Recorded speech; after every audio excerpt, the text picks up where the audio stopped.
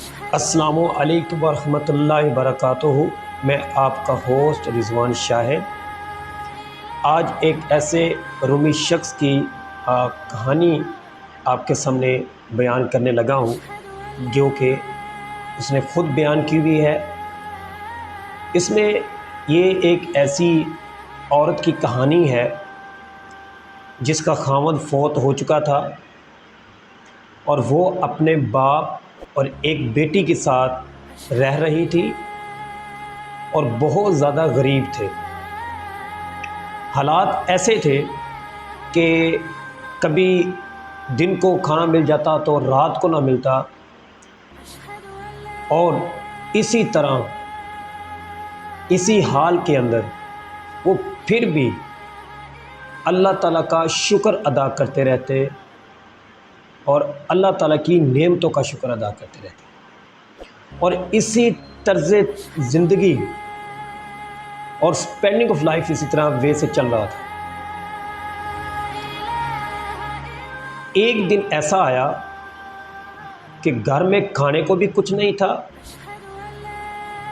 اور اس امید پہ بیٹھے کہ کوئی خدا کی طرف سے کوئی آئے گا جو یہ دے کے جائے گا کھانا، لیکن صبح سے شام ہو گئی، کوئی ایک بندہ بھی نہ آیا، کوئی شخص بھی نہ آیا کھانا دینے کے لیے۔ اور اسی مایوسی کے عالم کے اندر ایک طرف سے بھوک تھی اور دوسری طرف اس کی جو چھوٹی بیٹی تھی وہ بھوک کی وجہ سے اس کو بخار ہونے لگا، اور بخار بھی تیزی سے اپنی شدت اختیار کرنے لگا۔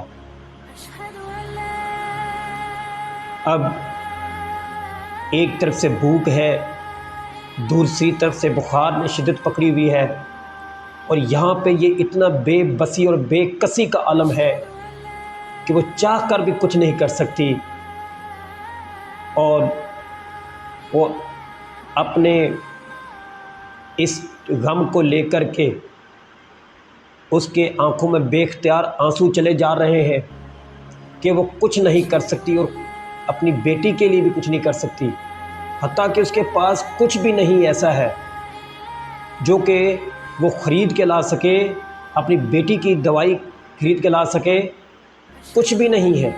گھر میں تو فاقہ چل رہا ہے، یہ حالات ہیں، اور اسی ٹینشن کے اندر وہ اٹھتی ہے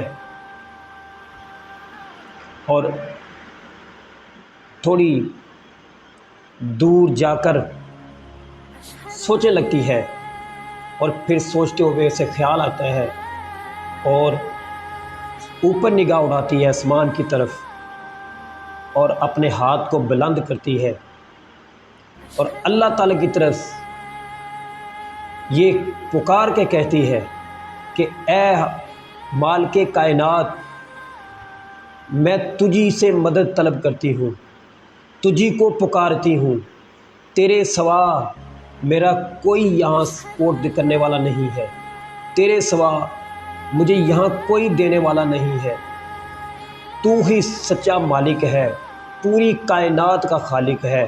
اب میں تجھی سے ہی مدد طلب کرتی ہوں، اس امید کے ساتھ کوئی ایسا رستہ اختیار کرے گا تو میرے لیے جہاں سے مجھے رزق بھی آئے گا، اور اس مصیبت کے لیے جو مصیبت اور جو آزمائش کی گھڑی ہمارے اوپر چل رہی ہے اس کو بھی تو نکالے گا کسی رستے سے۔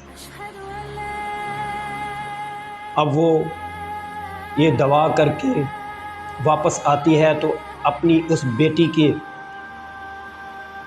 سر کے اوپر، ماتھے کے اوپر پٹی گیلی کر کے بار بار رکھ رہی ہے، لیکن بخار جو ہے وہ رکنے کا نام نہیں لے رہا، وہ شدت اختیار کر رہا ہے اس سے بھی تیز۔ اب یہ پھر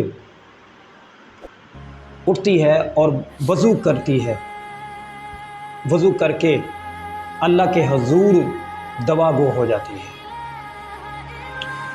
اب اپنے مالک سے یہ الفاظ سے کہتی ہے کہ اے خالق کائنات، اے مالک کائنات، میں اس امید سے تیرے سامنے ہاتھ پھیلا کے بیٹھی ہوئی ہوں، اس التجا سے تیرے سامنے ہاتھ پھیلا کر بیٹھی ہوئی ہوں کہ تو کبھی بھی کسی کو خالی ہاتھ نہیں موڑتا۔ میری فریادیں، میری التجائیں، میری دعائیں صرف تیرے ہی سامنے ہے، تیرے سوا یہاں کوئی نہیں ہے میرا۔ تو ہی ایک واحد سہارا ہے ان ساری پریشانیوں کے اندر، ان ساری ٹینشنوں کے اندر۔ اب تو ہی مجھے ان ٹینشنوں سے نکال سکتا ہے۔ اور پھر اٹھ کر کے وہ اپنی بیٹی کے پاس آتی ہے اور اسے پھر پٹی کرنے لگتی ہے۔ اب پھر تھوڑی دیر کے بعد وہی عمل دوبارہ رپیٹ کرتی ہے اور اس امید کے ساتھ بیٹھتی ہے کہ اب میرا مالک کچھ نہ کچھ تو ضرور کرے گا ہمارے لیے، ہمیں اس ٹینشن سے ضرور نکالے گا، جو آزمائش اس نے بھیجی اس آزمائش کو دور ضرور کرے گا۔ وہ مالک ہے، وہ خالق ہے جس نے ہمیں اس ٹینشن کے اندر ڈالا، وہ نکالے گا بھی ضرور۔ وہ ایک امید لے کر بیٹھی ہے اللہ کے سامنے، اللہ کے حضور دعائیں کر رہی ہے، التجائیں کی جا رہی ہیں، رو رہی ہے، گڑ گڑا رہی ہے۔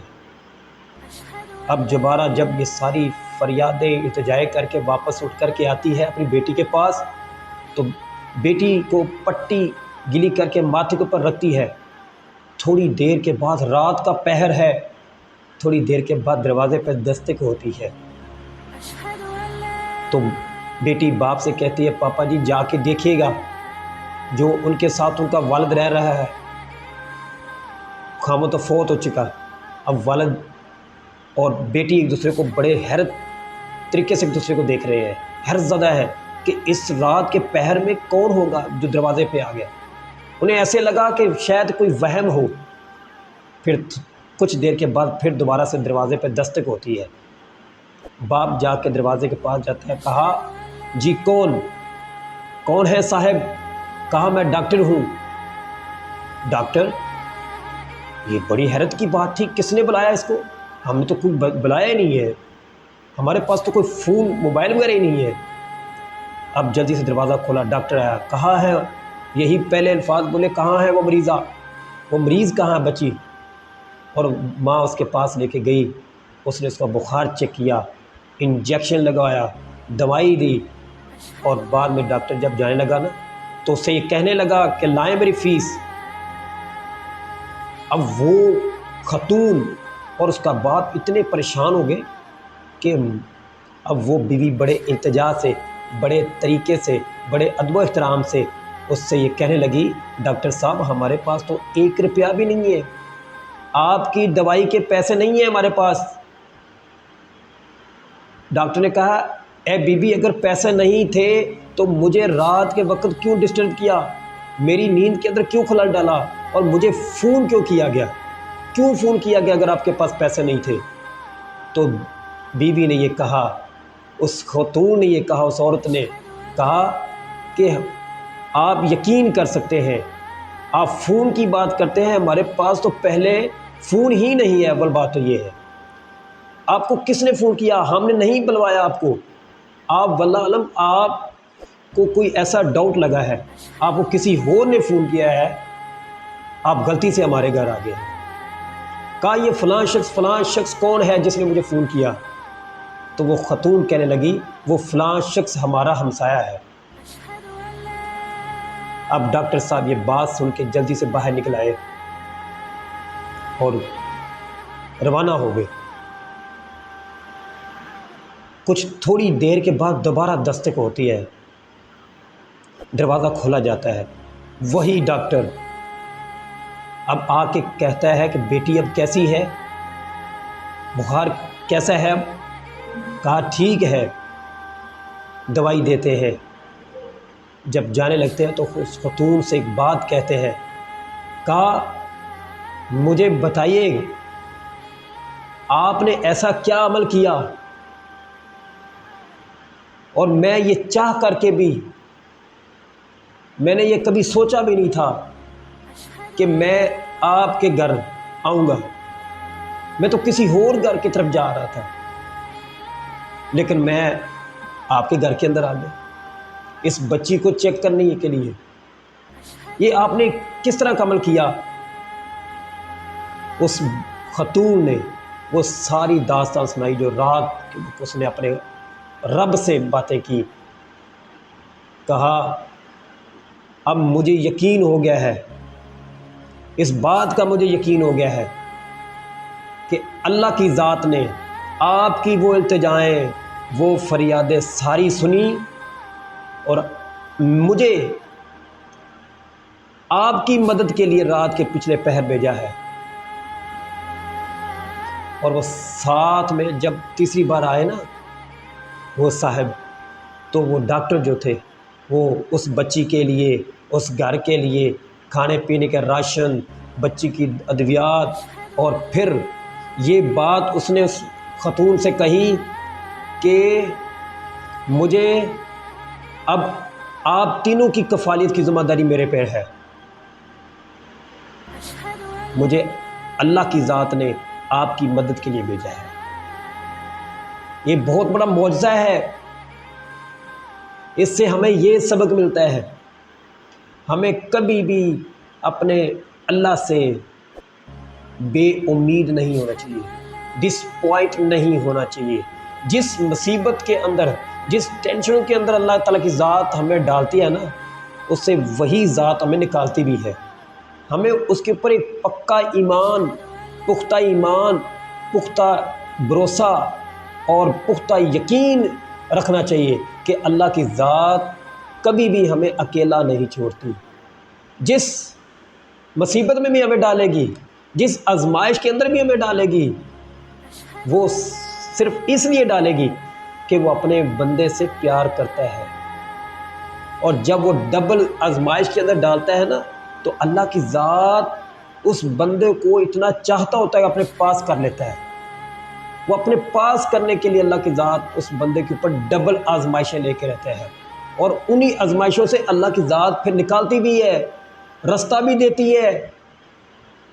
اگر ایک دروازہ بند ہوتا ہے نا، تو اللہ کی ذات، اگر دنیا آپ کے لیے ایک دروازہ بند کرتی ہے نا، تو اللہ کی ذات آپ کے لیے 10 دروازے کھول دیتی ہے، آپ کو ان سے نکلنے کا راستہ بھی دے دیتی ہے۔ یہ صرف اللہ کے اوپر پختہ ایمان کی بات ہے۔ یہ جو سٹوری تھی، یہ اللہ